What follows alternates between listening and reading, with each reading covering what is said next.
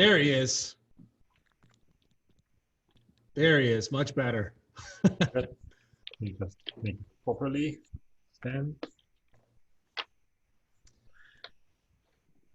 Good as too much. It's perfect. That's good.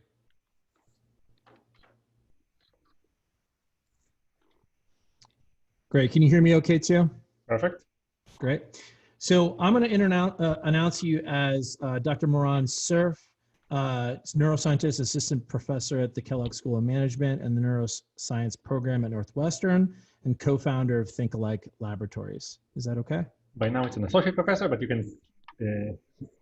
You got it. Associate professor. Yeah. Great. Perfect. Awesome. All right. And here we go.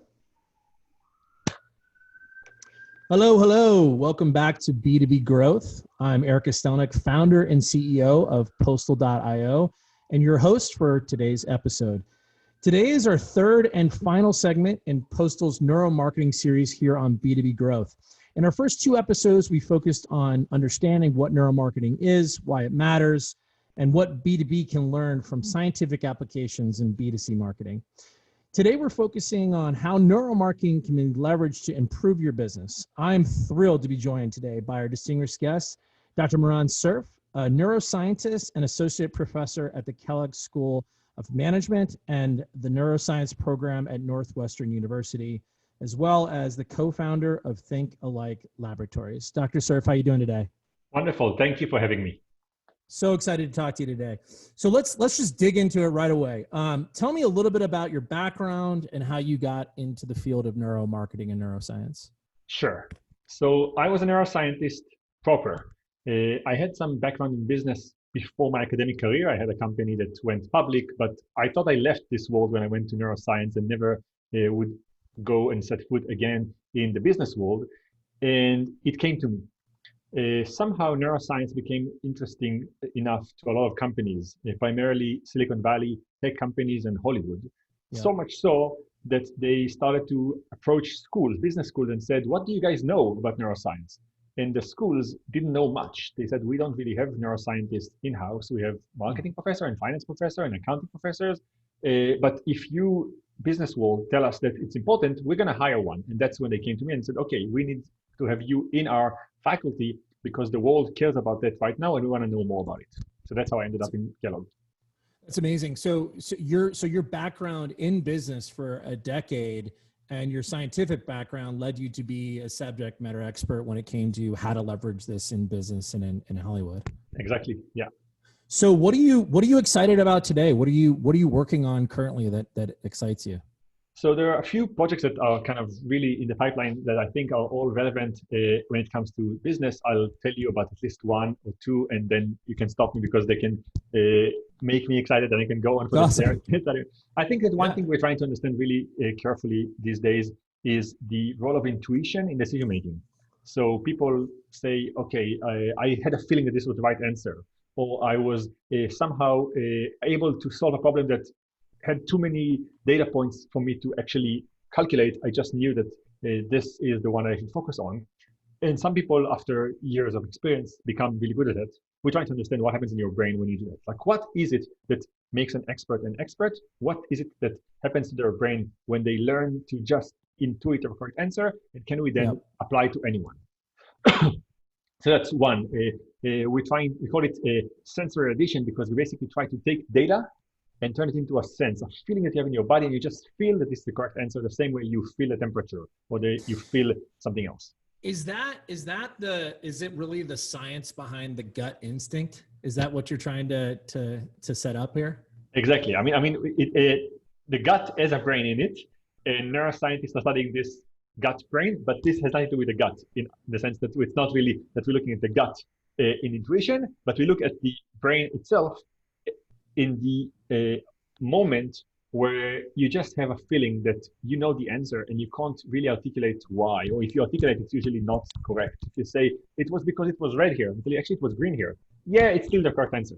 So that is kind of what's happening there. And experts in any field seem to develop the same sense, the same intuition. And we're now trying to understand how it gets developed and can we speed it up? Can we take a novice who doesn't know anything about the problem and have him or her become an expert faster by essentially training the part of the brain that gives them this insight without having them go through all the 10,000 hours of practice. I have to imagine that big brands in business would be very interested in learning how to do this more effectively. Yeah, I think that basically, if you turn it into a business question, what we're trying to do is we're trying to take a big data question and have the brain solve it for us. The brain is amazing in taking tons of data and finding meaning in it. And all the world of AI and analytics and machine learning are trying to do that. They try to take the way the brain works and map it into computers and do it at scale with computers. We're taking it back. We're saying the brain is good at something. Let's understand perfectly what is it the brain is doing so we can solve analytics problems with the brain. And therefore, all the companies that care about big data are now coming to us. So you can think of all the Googles and the Facebooks and the Amazons that have tons of data and they try to find some patterns in it. And up to now, they use computers to dig into it. And we're saying, forget the computer for a second, give us the data in the most unstructured way. And we'll turn it into a feeling in the brain. And the brain is somehow going to tell you, this is where you should look, and it will solve the problem. That's incredible. Yeah, I did some coursework at MIT a few years back on the practical applications of AI in the business world. And a lot of it was just around, okay, how can you take all of these, massive scientific hours, thousands and hundreds of thousands of hours of PhD hours in this concept of AI and actually practically apply it in AI in your business. And for me, the main takeaway that I got was that the cognitive brain, the cognitive human brain is extremely difficult to replicate. And the fact that AI was going to be very much, especially in practical business application, a combination of the processing speed of computers and the ability to understand that data, and then this true intuition of the human cognitive brain. And if you could build something in the middle, that ultimately would be extremely valuable. Correct. And it sounds like you're on this side. That's fantastic.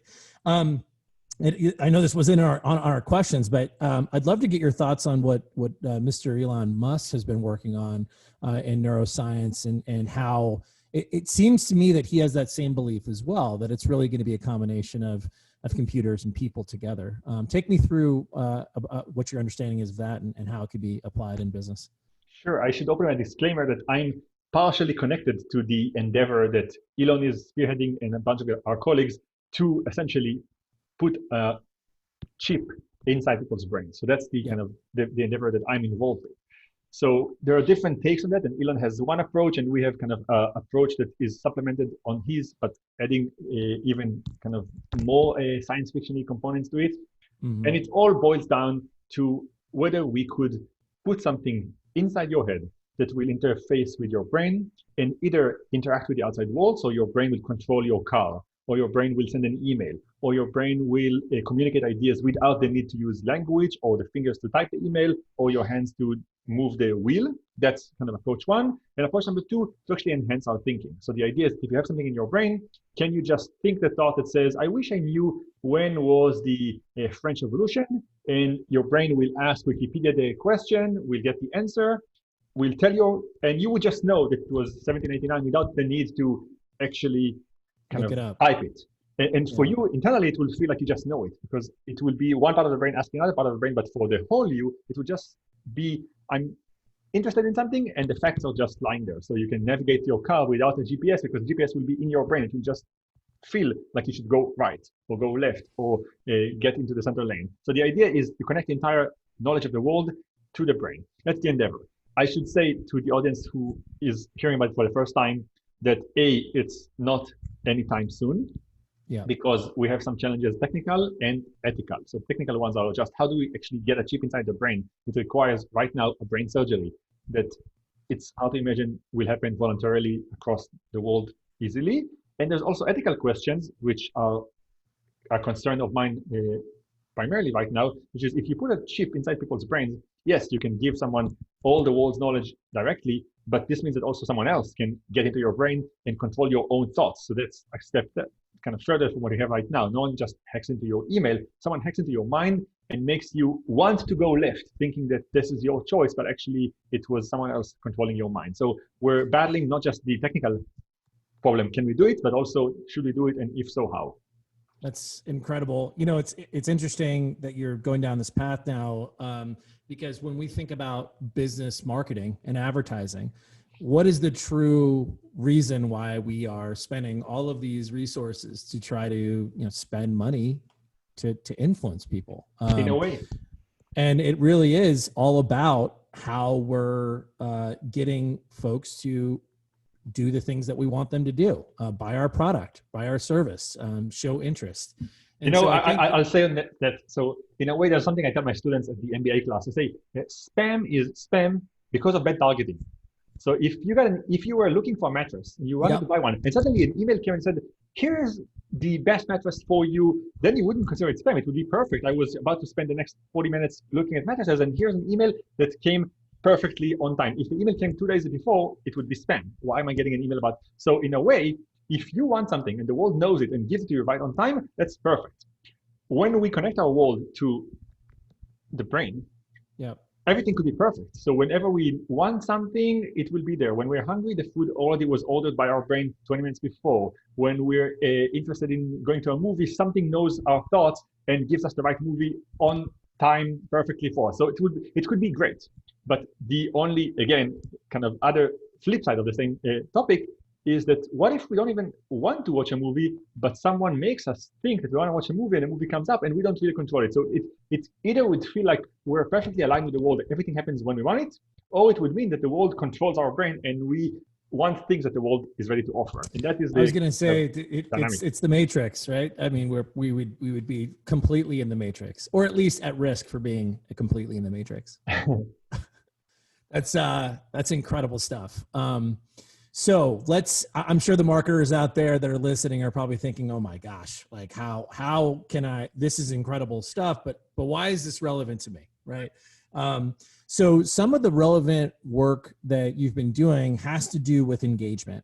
And certainly when you think about the scientific research that you're doing on, how to implant, chips in the brain, how to make sure you understand people's thoughts and how they interact, and the right times to put certain things in people's brains to go in a direction or to answer a question that they have. Certainly engagement, before you have that end goal, you now have physical and digital things that businesses present to their customers at the right time with the right message, right? To your point. I'd love to understand a little bit more about your studies in engagement and some of the methods that you're using. I know that you and Sam Burnett have been doing a lot of work on measuring engagement. And certainly, when we started Postal, it had everything to do with, we believe that digital marketing was at a critical mass, that the last 20 years have been spent specifically on how to engage people within the digital world, how to engage with them at the right time through the right medium with the right message. And we believe that everything was lost because ultimately people want to feel and people want to touch. And we think that there's a tremendous opportunity from a neuromarketing perspective to help companies go in that next step of really automating and functionalizing their offline engagement. But I would love to hear a little bit more about your takes on measuring engagement in the neuromarketing field. Perfect. So this is my project for the last 5 years that I feel passionate about. So I'll happily share it with people in the hopes that they can actually make use of that, not just like think, oh, it's a cool idea that I heard somewhere in a podcast, but isn't relevant to me. So engagement is a kind of buzzword right now.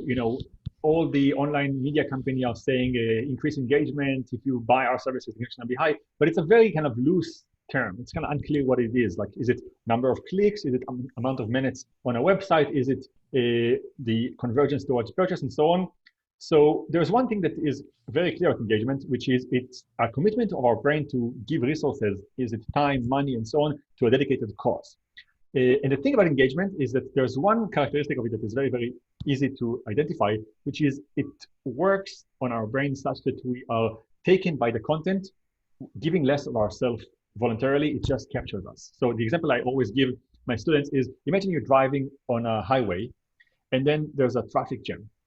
and you see the traffic jam going a mile ahead, and it's because there's an accident on the other side of the highway, on the other lane, going the other direction, but everyone, when they drive by, can't slow down, can't stop, but slowing down and looking to see what's happening there. When you're driving, you say, oh, it's so annoying. I hope when I get there, I can just pass by. But when you get there, you can't not look yourself, and you also slow down and look for a second, and then you keep driving. And that is engagement. Something about the content is so captivating that every person, young, old, man, woman, black, white, fat, thin, cares about accidents, have been to one. There's not anyone, somehow, when they get there, can't not look at it. That is an engaging moment. It's not a fun one. It's not something that you want to be in necessarily, but you just cannot look away. So something about this content takes over everyone's brain. So what we said is, let's measure engagement in the following way. We'll bring many brains, and I'm saying brains because we actually don't ask you, the person, any question. We just look at your brain. Bring many brains into the room and have them look at content and measure how similar are they to each other when they watch the content. If they're very similar, it means that the content is so good that it takes over everyone's brains in the same way. You have very little of yourself to actually choose what to do. You're just and there's no impact when you're measuring on that. When you're measuring it, are you measuring it in a group setting to where you have group and herd content at the same time, or is it just individual brains at individual points? We did both. So we tried to actually bring them into the room and have them watch a football game and actually look at their brains while they're all looking at the game at the same time. And we try to actually have them look at a movie that we brought person one watching the movie, person two watching the movie, and the same movie, but they come in different times, look at their brains.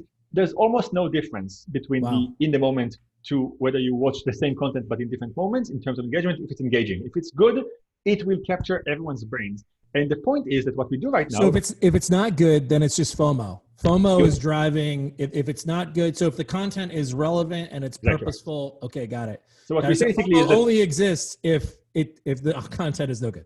Exactly. So what we basically see is that if the brains look alike, if everyone looks the same when they watch this content, we can tell you this content is engaging.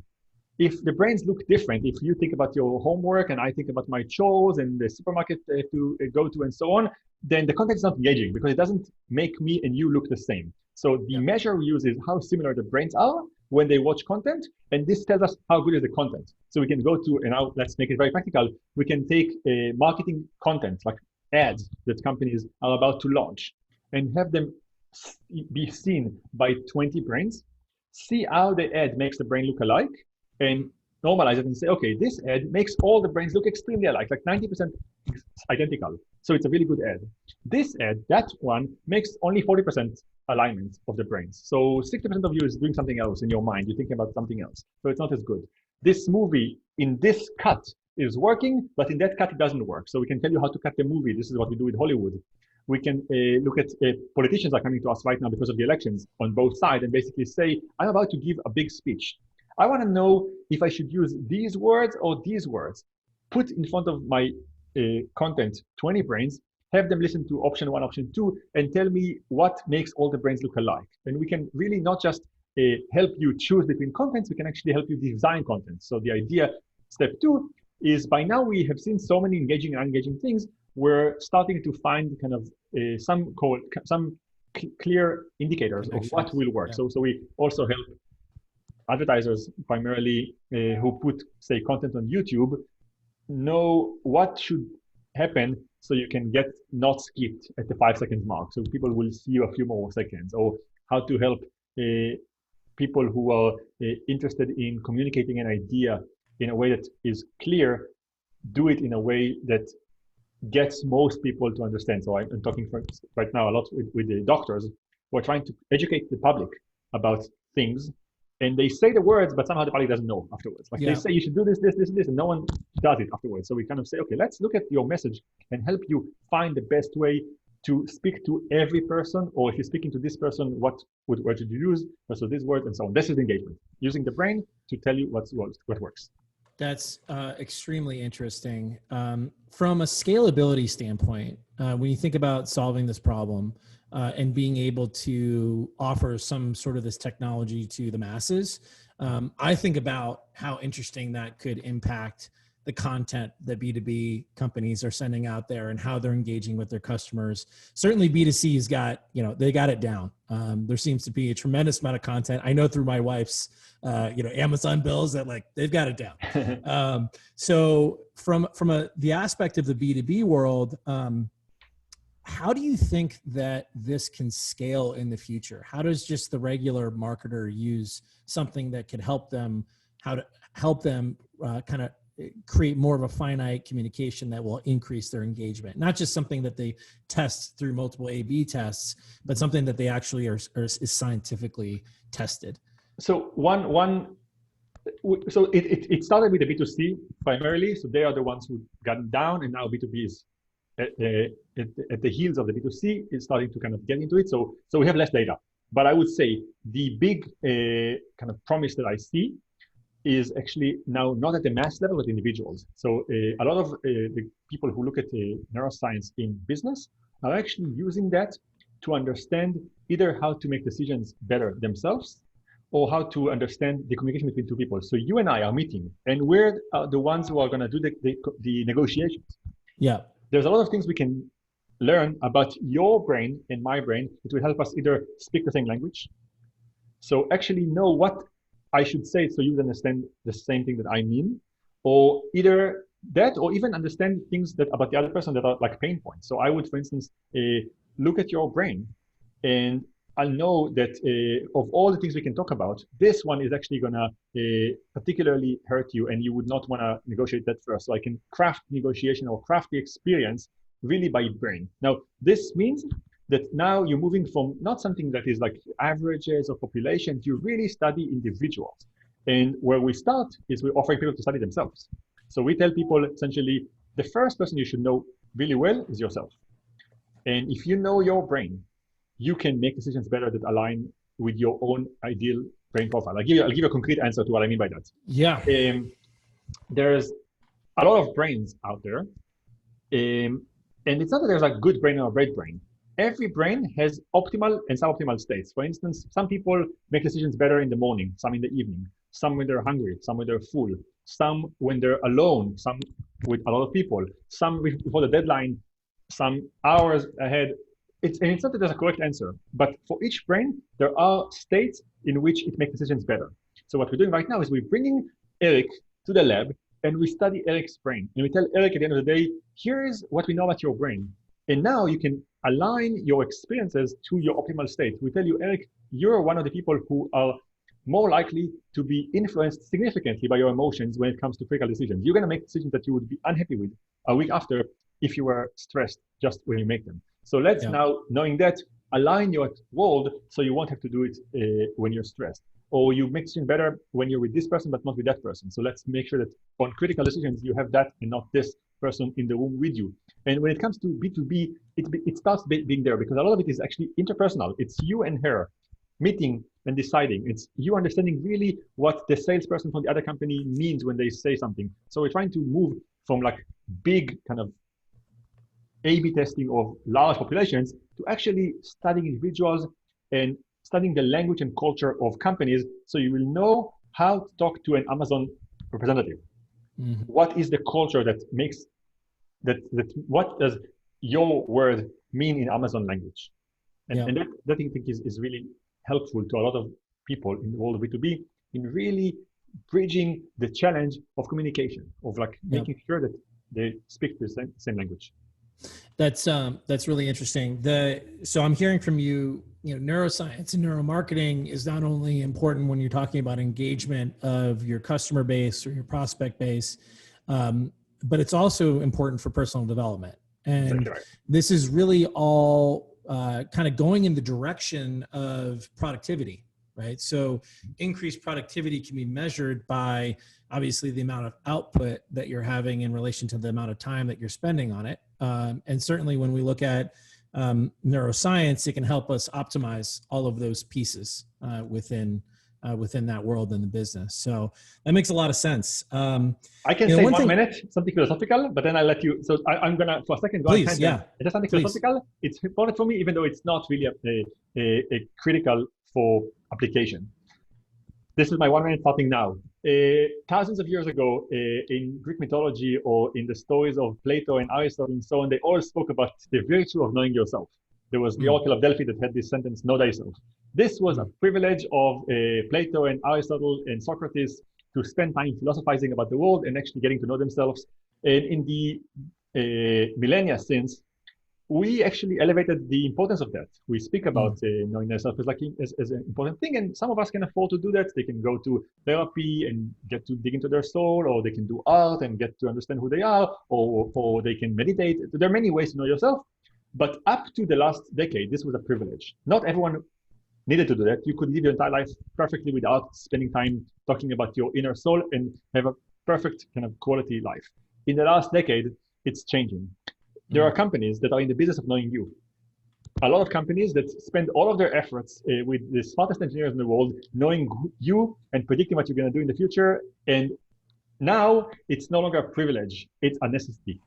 Yeah. Everyone needs to also invest in knowing their brain, because if you don't know your brain, someone else will know it better than you and drive your behavior without you having control. So I think now, especially people in higher positions like managers, salespeople, people who make decisions that are critical, politicians, leaders, I think it's important that they spend a little time with a neuroscientist, understanding their brain profile so they can make decisions that impact other people better. And I think that was my 1 minute of like why it's important. And it's not a lot of effort. And it's worth the understanding, because the cool thing about neuroscience is that it gives you access to things that you cannot understand about yourself directly. That's why we don't ask you questions. We look at your brain, because you will give us an answer, but it will be flawed. Your brain will not. Done. Knowing yourself first, and then that's going to allow you to be better at knowing your customer base. Agreed. That's 100% right. And I would say that, when founding a company and doing a startup, you have to do a lot of soul searching to really determine, is this for you? Right. I mean, being an entrepreneur sounds really cool and hip, and, being in Silicon Valley and starting a business, I've now been a part of 4 of them, and this will be my second personally founded. It's not for everybody. And you have to know that you are prepared for what is ahead of you, and that you have to make sure that you understand the true problem that you're solving. And you really have to truly understand your customer base from a very scientific standpoint to understand, do they care about this? Are they going to be engaged in this? And ultimately, are they going to acquire whatever I'm building? I'll add one more thing then. If you took us to an important thing about founders, I would say that a lot of companies, I forget the numbers, but it's a high number, fail because of a misalignment between the founders and the management on the founders team. I think that neuroscience will help you even further if not just you, but a few people in the team get understanding of their profile, and you start forming teams that think alike.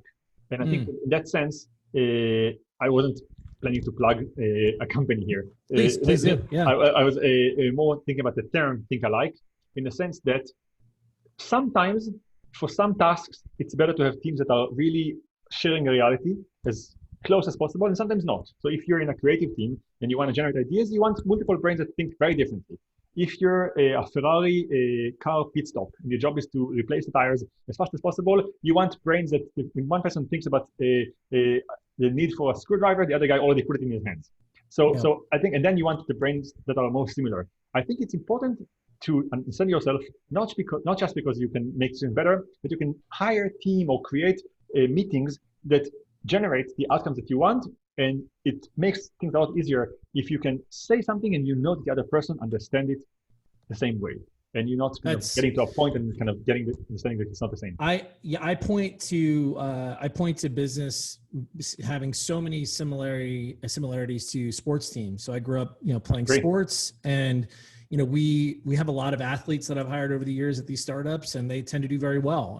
And generally they know their position. Right. So you can kind of think about, okay, what position are they going to play within this business? And very, amazing in some of the best sports teams in the world. If you watch the Last Dance with, the story of Michael Jordan and the Bulls, it's a perfect example, to where if people didn't fit within the system that Michael had set up and that Phil had set up, ultimately they would be out. or ostracized to a level that they would not be even a part of the team and a part of that group that was able to function at such a high level. And I look at businesses the same way. And I think, really, truly, when you look at knowing yourself, knowing your direct reports, the people you're hiring into the company, and then your target audience of who you're producing this content for, this product for, all of those things have scientific background. All of those things, you need to be scientific in the way that you approach them. You need to approach them understanding yourself, understanding your peers, understanding what makes them tick, what your customers care about, when they want to receive communication, what they want to receive in the communication, what type of technology are they looking to bring on to solve the problems, how big is the market, how many people are thinking about this problem. So all of these components are kind of drawn into the final, stance of this business and how to create a great, very valuable business for your shareholders. So that's truly what I think about on a daily basis. And I think for everybody that's listening today, I certainly had an awesome time talking to you, Dr. Cerf. This is one of my passions. When I think about how to solve problems, we need to think about it scientifically. We need to understand how people think and how people behave, and certainly ThinkAlike Laboratories is doing that at the personal development, team development side of things, and we're also trying to solve that here at Postal on the actual physical objects and what people are sending. So, I'd love to get while we're kind of tying everything up here, I'd love to get 3 takeaways from you that you'd like the listeners to take away from that on your research and marketing practices. Hey, so here's a concrete one in 1 minute. I think that neuroscience is here to stay, and it's starting to have footing in industries. It started with tech and went to Hollywood, and now the auto industry and consumer packaged goods, and B2B is starting to use it on an individual level. I think it's going to be part of our lives. So my encouraging message to every person who's listening to that or watching us is that it's a good idea for you to keep your fingers on the pulse. I don't think you should immediately rush and use that if you don't think it's relevant for your business, or that you immediately should kind of allocate a percent of your budget to doing, instead of focus groups, neuroscience measures of the brain. But I think you should keep reading about it every couple of months to see what's happening out there. Okay? Is it becoming more useful for me? Is it relevant? Who else is using it? So you won't be left behind. And I think that my message as a summary for the 3 events that you had is that you saw by now the power of that. And most of the power emerged in the last 5 years. It didn't exist not long ago. So It means that it's moving very, very fast. And I think that everyone in the business world should not be complacent and not know about it. They should just know enough to keep understanding that it's there. And I give you 4 specific kind of ways to know if it's relevant for you. Mm-hmm. 1, is it cheaper? So for whatever way you get data about your customers, for example, about yourself, you can either do it by asking questions, running surveys, collecting data, or by looking at their brain. If at some point getting data from the brain is cheaper than getting it by asking questions, by running surveys, that's one flag that says, okay, it's a good idea to start using neuroscience. Yep. Is it faster? So right now, the speed to collect data using a focus group and the speed to collect data using neuroscience are roughly the same time. But at some point, I think brains are going to be faster. Like it will just happen simultaneously. You will just wear something while watching the Super Bowl, and you're going to get a nice of the ads that were popular at the end of the event without the need to analyze anything. So when it becomes faster, definitely there. Accuracy. If it's giving you more accurate predictors than your other metrics, that's a good time to move. It's already the case for marketing data. When we ask people questions in the surveys, usually they are very, very bad in telling us about their future, and usually marketing data from marketing research is questionable. Neuroscience doesn't ask anything. It looks at the brain and it knows what really affects you. It's hard to fake the brain. So accuracy is critical. Then here's one kind of big nod to neuroscience, which is doing a much better job in being accurate. And the 4th one, do you care about things that you cannot get by asking? So if you want to know at what point did the person get angry, it's really hard for people to reflect on that. It's really hard to say, this word that you said was the one that kind of got me upset, and that's when I kind of blew the entire negotiations. People would say, I felt bad in the meeting, or I didn't like, but neuroscience can tell you exactly when things are building up negatively, and you can stop right then. Or you can say, this person is not unable to understand when you use this language, use something else. for him to understand it better. And those things people are not able to tell you. They don't tell you, talk to me like this, not like that. Then I would understand. They just understand. And neuroscience many times is good at that. So I forgot the order I use, but let's say, is it cheaper? Is it faster? More is accurate? Yeah. And gives you things that you cannot get by asking. When any of those things is really important for you, and neuroscience is doing a better job than just asking, you should start using neuroscience. That's my conclusion for the last 3 meetings. Well, folks, you heard it here. And thank you so much, Dr. Cerf, for joining us today. Once again, this has been B2B Growth. I'm Eric Kostonik of Postal.io. And thank you so much for your time today, sir. Happily. Thank you. And thank you for listening. Thank you. All right. Did you cover everything you wanted? I think so. We went off the script, but usually that's what happens. I speak very fast. I never know if everything works out, but I hope that the kind of voice went well and that everything was clear. It did. It sounded great. And I think, we're going to transcribe everything as well, so we can get some good quotes in there and get you the content as well on your side of things. But this stuff is extremely relevant. I think the thing that I think about the most is really to your points of, okay, is it ready to start using in application today? And is it cheaper? Is it faster? I would also add one else onto there. Is it available? True. I don't know what is available to me as far as, how I could leverage this. I would love to test, some of the studies that I'd love to produce is number one, a digital advertisement versus an offline advertisement. So literally the same messaging, but you get it on a screen, and the other one you get in your hand. So for us, our theory is, and the thesis really of this business is that we're not looking to replace digital advertising in B2B world. Like, we think advertising and marketing and engagement and phone calls and text messages and all that stuff is very important.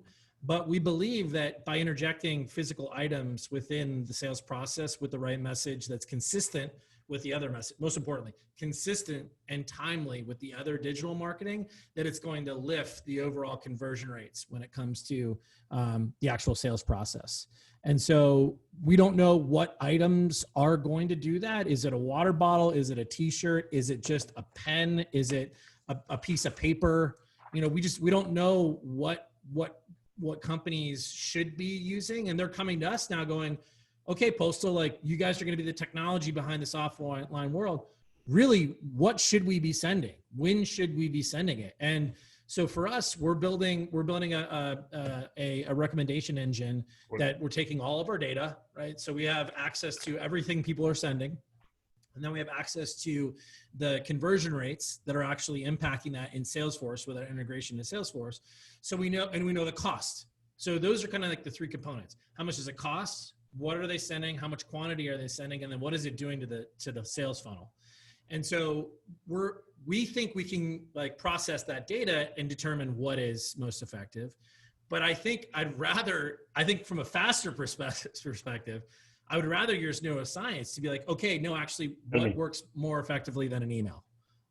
Perception is anything does, but we don't know that. So I'd love to follow up with you to see what we can do to. I actually check. I only looked at Postal.io when I should check. I should kind of see how the experience feels, so I would understand better the use of that. I kind of have a sense of what it is, but I haven't played with it, so I should probably just play with it.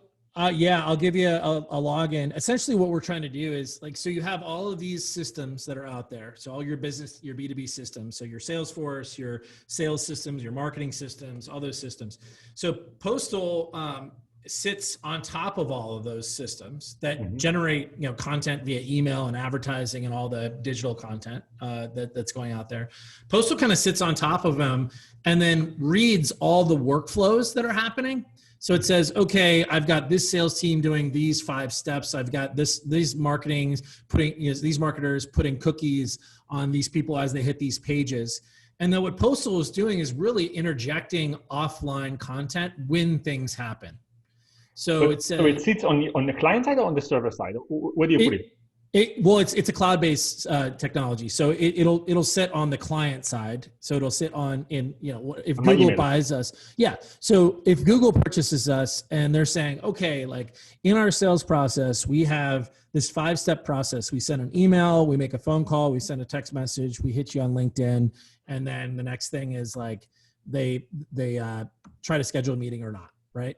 And what Google actually does, they do use offline, which gave me part of the idea, but they're not using it in sequence. So Postal says, okay, if you want step 2 before you actually send the email to be sending a mug, right? A branded Google mug with a personal message in it. We don't know if the Google mug is going to be good or not yet. I would love to say like Google mugs convert at a higher ratio than like a Google pen. I don't know. Right. But like, we know that by interjecting in that step 3, a pen is going to increase your conversion rate and your time to convert at the end of that sequence by 20% or 50%. So we're starting to understand, because like B2B sales and marketing is very different from a B2C experience in that you're really not interacting with humans. You're just, you're interacting with bots in the B2C world, or just brands, right? You're interacting in B2B, you're interacting with brands and people. So I'm trying to sell you something.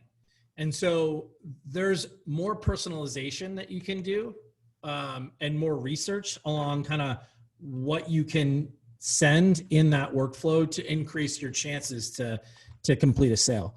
And so that really is like the process. And then we have like, we're like an Amazon, we pull all like, the B2B vendors out there to like send booze and, shirts and direct mail or whatever else. But our thought is like Marketo and HubSpot and these very big marketing automation platforms, they're billion-dollar companies because they figured out how to automate digital. And they did an amazing job at scaling digital. But you look back 30 years ago, email didn't exist. What were people doing? They were using stuff to send. And it's like but technology is never solved for that offline piece. And anyway, that's my rant about what I'm doing, but that's a little bit where How old is Postal? How long has it been? We started in August of last year. So we raised we raised our Series A in September. In October we closed. But we've got we had $12 million Series A and some venture debt funding that we did, which led us to kind of say, okay, we got 3 years to try to solve this. And we launched the product in May during the pandemic, which is what the hell can you do, right? But we believe that the messaging is actually even more relevant today. I mean, the amount of B2B emails is peaking at 127 billion or something. It's crazy how many emails are sent out a day. Like, it's just like so much email. And then you have all of this, this marketing closets being closed. So you have no content that you can access to send people, especially strategic clients. So, but anyway, yeah, we think it's the Corona actually lessened our revenue opportunity, but actually in short-term revenue opportunity, but ultimately gave us a pretty good opportunity to solve some new problems. So, how big is the company and where are you based? We're based in San Luis Obispo, California. So we're about. It's funny. I was in the Bay Area for 15 years, and I was like, I can't deal with this anymore. It's just too much. I got 3 little kids. So we actually moved 2 hours south to a coastal town between LA and San Francisco. Cal Poly is here. Cal Polytechnic. Yeah. And yeah, so we started in August, and we have 30 employees, and we just started producing revenue. So we're kind of rocking and rolling now. So. And when is the podcast going to be out? So I think we're going to do this. You'll be the last of the 3-part series. It'll probably be the 3rd week of September, 2nd or 3rd week of September. Cool. I can't wait. And of course, let me know if I can help in any way promoting it and sending people messages and so on. Happy to do. Please do. Yeah, we'll have kind of like a press booklet for it. We're hoping to answer more questions on why this is important for B2B. I think it is, and I think this was really good, man. I really appreciate your time. More than happy. It's a great call. All right. Cheers, man. Take care. Bye-bye. Bye.